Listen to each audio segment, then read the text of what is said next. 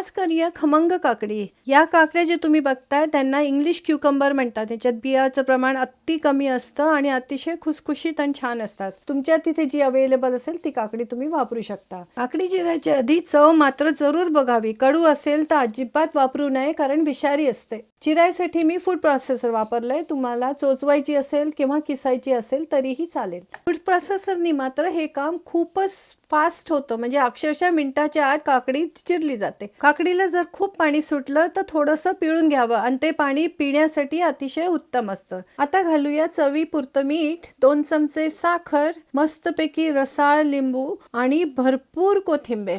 या सगळ्या गोष्टींनी खमंग काकडी अतिशय चविष्ट लागते।